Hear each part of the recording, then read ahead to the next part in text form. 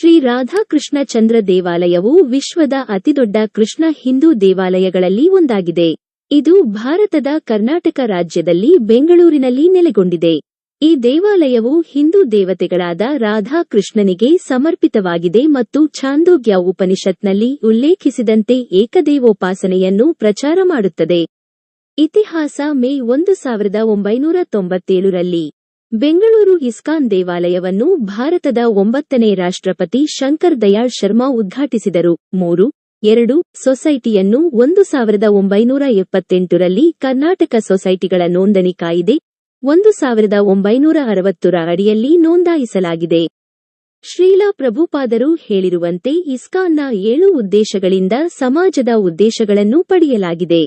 ದೇವಸ್ಥಾನದ ಬಗ್ಗೆ 17 ಮೀ. 56 ಅಡಿ ಎತ್ತರದ ಚಿನ್ನದ ಲೇಪಿತ ಧ್ವಜಸ್ತಂಭ ಮತ್ತು 8.5